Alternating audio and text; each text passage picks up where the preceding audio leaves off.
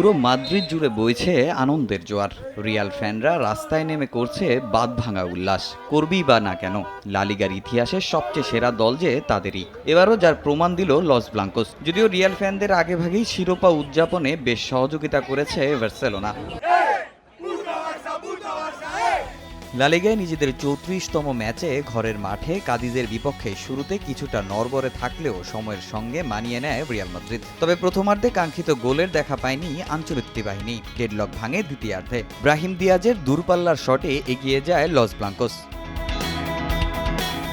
এরপর বেঞ্চ থেকে এসে গোল করে দলকে 2-0 লিড এনে দেন জুড বেলিংহ্যাম। আর যোগ করার সময় লিড 3-0-তে নিয়ে যান হোসেলু। এমন জয়ের পর 34 ম্যাচে 87 পয়েন্ট নিয়ে শিরোপা অনেকটাই নিশ্চিত করে ফেলে রিয়াল মাদ্রিদ। তবে 73 পয়েন্ট নিয়ে দ্বিতীয়তে থাকা বার্সেলোনা কিছুটা বাধা ছিল তাদের সামনে। যদিও একই দিনে জিরোনা বার্সাকে 4-2 ব্যবধানে হারিয়ে 74 পয়েন্ট নিয়ে দ্বিতীয় স্থান ওঠা ছাড়াও সহজ করে দিয়েছে লস ব্লাঙ্কোদের শিরোপা জয়ের পথ। 4 ম্যাচ হাতে রেখেই 2023-24 মৌসুমের লা লিগা টাইটেল নিজেদের করে নেয় রিয়াল।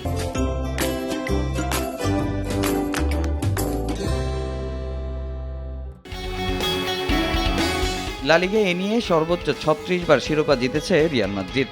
এমন সাফল্যের কৃতিত্ব নিজেদের সমর্থকদেরই দিলেন রিয়াল বস। তবে সমর্থকদের সঙ্গে উদযাপনটা হবে চ্যাম্পিয়ন্স লিগের বড় চ্যালেঞ্জ শেষে। আমরা যেভাবে খেলেছি আমি মনে করি এই শিরোপাটা আমাদেরই প্রাপ্য ছিল। আর ফ্যানরা আমাদের যেভাবে সমর্থন করেছে, সত্যি আমরা তাদের প্রতি কৃতজ্ঞ। সত্যি বলতে আমরা চেয়েছিলাম তাদের সঙ্গে দিনটা উদযাপন করতে।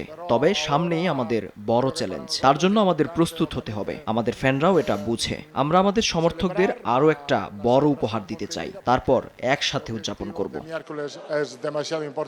আগামী 9 মে সান্তিয়াগো বার্নাব্যুতে চ্যাম্পিয়ন্স লিগের সেমিফাইনালের দ্বিতীয় লেগে বায়ার্ন মিউনিখের মুখোমুখি হবে রিয়াল মাদ্রিদ।